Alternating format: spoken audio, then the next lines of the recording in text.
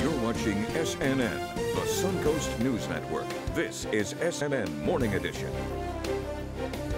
The 108-year drought finally over. The Chicago Cubs have won their first World Series since 1908. Good morning, everyone. I'm Kathy Leon. That is our top story today. History was made as the Chicago Cubs beat the Cleveland Indians in Game 7 of the World Series last night. Scott McLean is live from Chicago with the latest, and we're going to him now. Good morning, Scott. Well, last night, this famous marquee lit up with words that most fans have never seen in their lifetime: World Series champions. Now, it's been a couple of hours since the game ended, and there are still plenty of people up partying, but it is hard to blame fans of a team that hasn't won in well over 100 years. Drought, Billy Goat's curse, whatever you want to call it, it's over. Jubilant Cubs fans celebrate the moment they've been waiting for as Chicago emerges victorious from World Series 2016. They beat the Cleveland Indians 8-7 in 10 innings. It was a nail-biter of a game that featured a rain delay and stretched well into the night, but the fans didn't seem to mind. 51 years I've been here waiting, diehard Cub fan from the South Side. It hasn't been easy, but the Cubs are awesome, and the supporters, the fans, didn't give up on us. I'm just like weeping openly right now. I'm covered with fears and tears, and I just can't believe that this has happened. The Cubs took 3 in a row to close out the Indians in Game 7 of a dramatic series. The anxiety was insane. You know, from down 3-1, it was one game at a time mentality, and once we were here today, we knew it was just a matter of one game showing up, and it happened exactly as it should have. Some disappointed this series between the two clubs had to have a loser. Cleveland fans were awesome. Cubs were terrific. Just a great night. When the game ended, Chicago erupted in celebrations 108 years in the making. Even the president joined in the festivities, tweeting, "It happened. Cubs win World Series." That's change even this Southsider can believe in. Now, just to make this season even more improbable, the Cubs are actually the first team since 1979 to come back from being down 3-1 in the World Series and win. What's ironic is that they previously had the longest World Series championship drought. They've passed that title on to the team that they beat, the Indians. They haven't won since 1948. Live in Chicago, I'm Scott McLean. Thanks, Scott, and we'll have more on the game later. Right now, we're going to our weather first, and we're expecting to see a bit of a game changer weather-wise, right, Marco? It's going to be a bit cooler. You mentioned it this week. Are we starting to see it now? Good morning. Hey, good morning, Kathy. Well, you know, we're not yet starting to see the cooler temperatures. Definitely, though, we are expecting seasonable temperatures to come back into the forecast soon. As of right now, it's kind of what we've been seeing. Temperatures above the average, temperatures above the 63-degree average today, upper 60s along the coast, even a 71 in Sarasota. What's keeping this from feeling kind of gross is that the dew points are in the mid-60s, which is somewhat humid, but that's not the worst thing you could be at, all right? But, you know, still somewhat humid, still a bit warmer than yesterday at this time. A couple showers moving through the area, nothing too big. All right, wouldn't plan your day around the rain, about a 10% shot. A couple of you will see some showers. Highs are going to be in the mid to upper 80s today. And so what we're looking at temperatures above the 82-degree average. So we continue that. Overnight lows in the mid to upper 60s. But this weekend, we'll take those temperatures down a notch. We'll talk more about that in your full forecast coming up shortly. Well, a good Thursday morning, everybody. If you're out early today traveling towards Hardy County, we have an accident near the railroad crossing on County Road 663, just south of State Road 64. There's some local road blockage there. It's not a major traffic problem right now, but the local ride, be careful through that area. We had a fatal accident investigation overnight. State Road 70 has just reopened eastbound near the merge at I-75, and all the lanes are open. The roadway is clear from the wreck overnight. The interstate looks good. Right now, the Skyway conditions are clear. I'm Chuck Whitaker with traffic on SNN. A Sarasota woman will spend the next 40 years behind bars for the attempted murder of her 6-year-old daughter. 31-year-old Ashley Parker was sentenced yesterday. Parker was found guilty in September of 4 felony counts: attempted first-degree murder with a deadly weapon and 2 counts of aggravated child abuse and resisting an officer with violence. In June 2015, Sarasota police responded to her home to assist EMTs who were treating a 6-year-old child who had been held underwater and stabbed. The girl was taken to All Children's Hospital and later recovered from her injuries. The city of Punta Gorda has reached an agreement on the settlement for the family of the former librarian killed at a citizen police academy. The Knowlton family receives $2,060,000 23 cents. $2 million coming from the city's insurance proceeds and the rest from reserve funds. The settlement is a mutual agreement between both parties. Punta Gorda City Manager Howard Kunick says the settlement has nothing to do with the investigation of Officer Lee Cole, an officer who pulled the trigger. 2 separate investigations are going on. The first one is the Florida Department of Law Enforcement and State Attorney investigation, and it's right now in the hands of the State Attorney, and we wait to see those results. We do not have anything yet. Kunick says after that's complete, the city will launch an internal investigation. He says the intent of the settlement is to bring the family closure. And for more on this story, just log on to our website, snntv.com. And a Apopka teacher faces criminal charges for allegedly exchanging more than 100,000 inappropriate messages with a 14-year-old female student.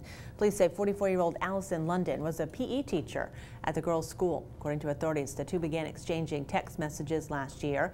Police discovered London exchanged roughly 129,000 text messages with the student, most of which were sexually explicit in nature.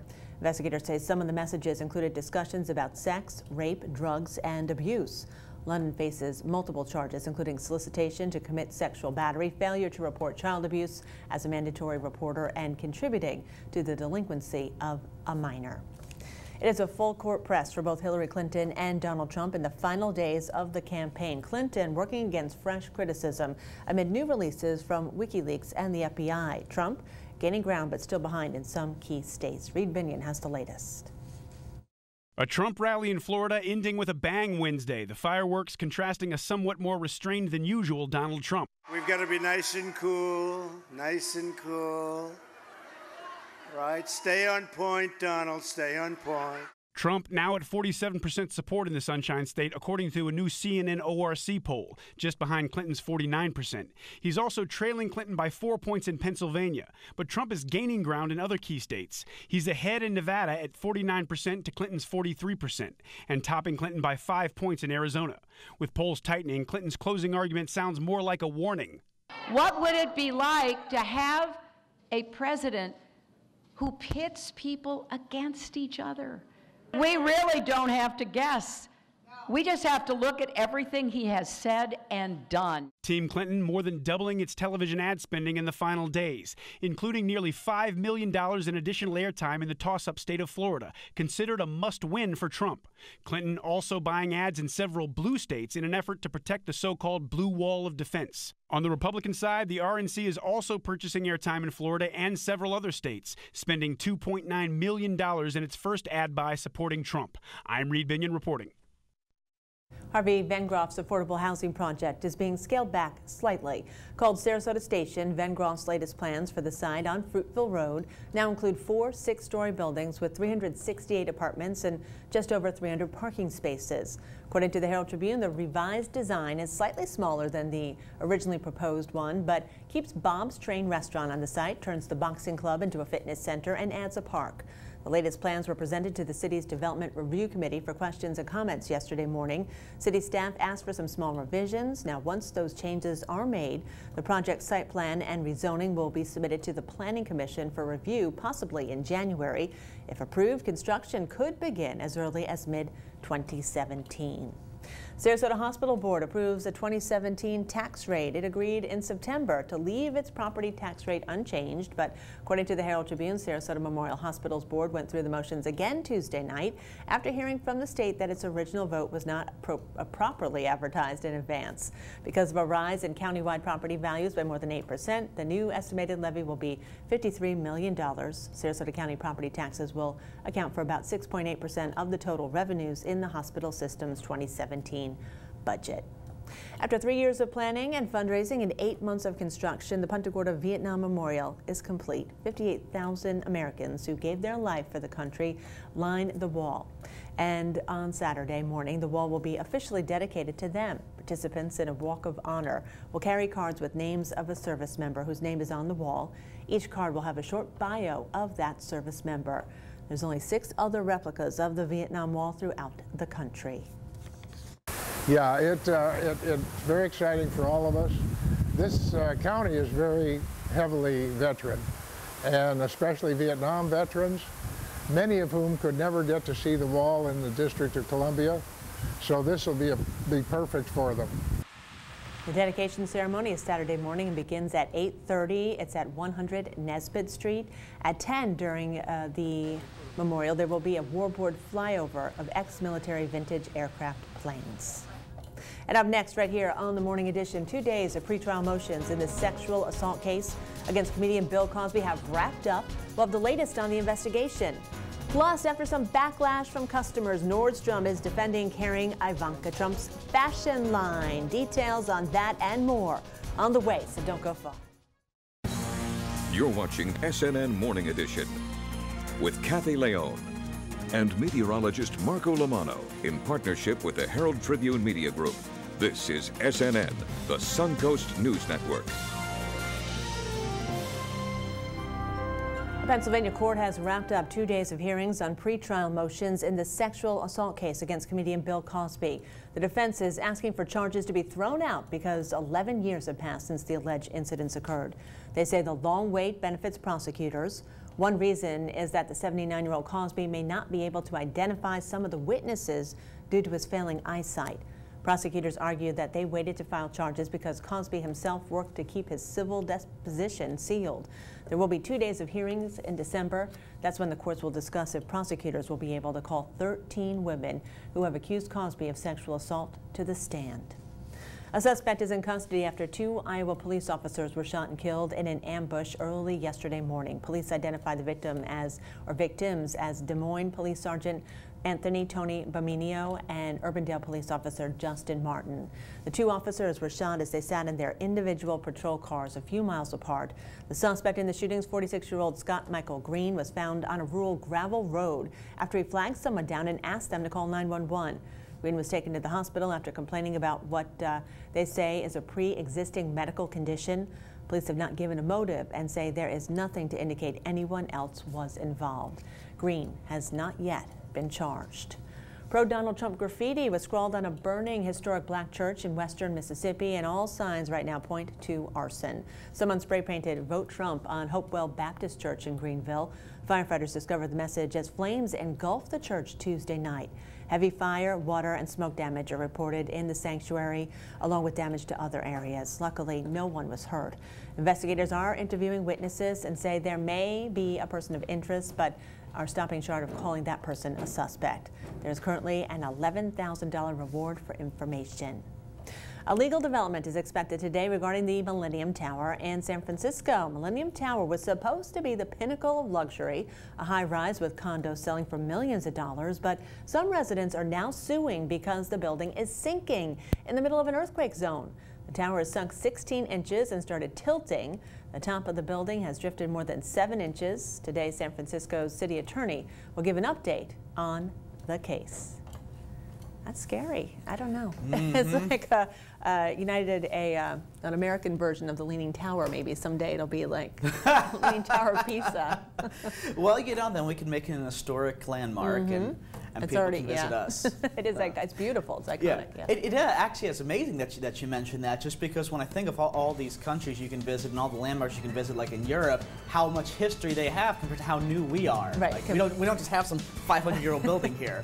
It's kind of cool to think about. But we got to go to commercials, and after that we're going to talk about our weekend forecast, our forecast through the rest of early voting and election day, and beyond. I can finally say that on my 7th day. We'll see you after the break. Weather Verse with meteorologist Marco Lamano. Hey, welcome back, and thank you for staying with us. Let's take a look at those temperatures.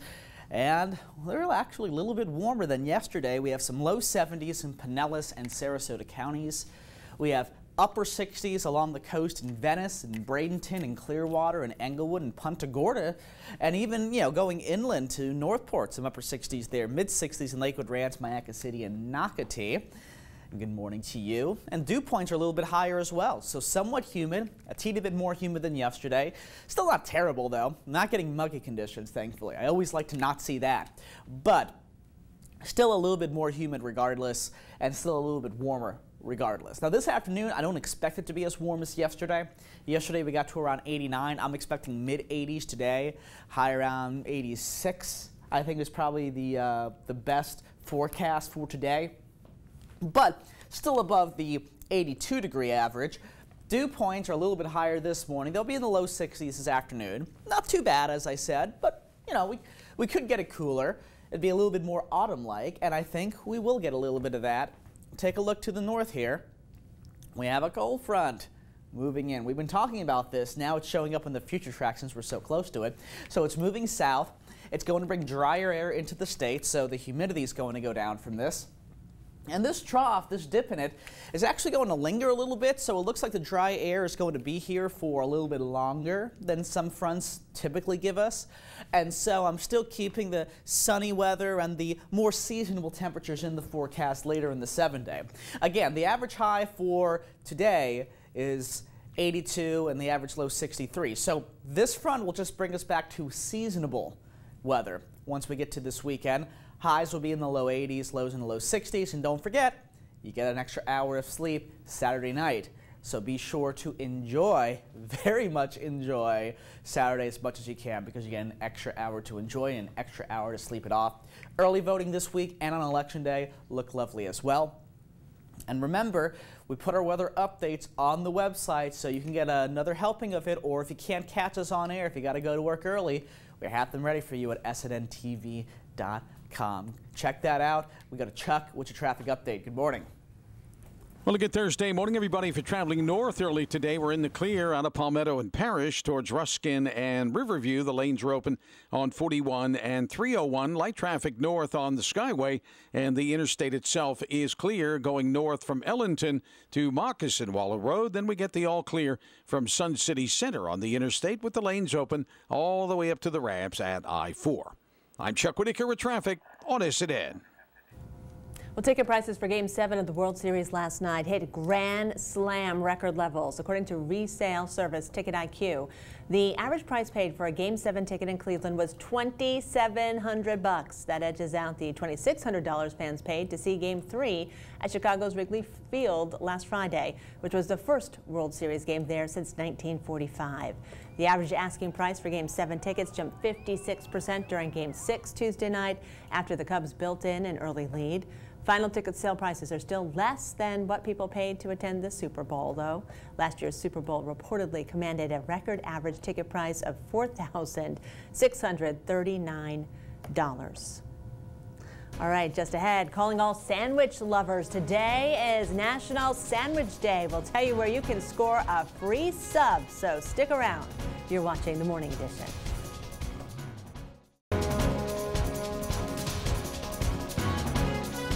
Hey everyone, welcome back and thank you for staying with us. Beach forecast on your Friday eve. We have a 5 moderate UV index.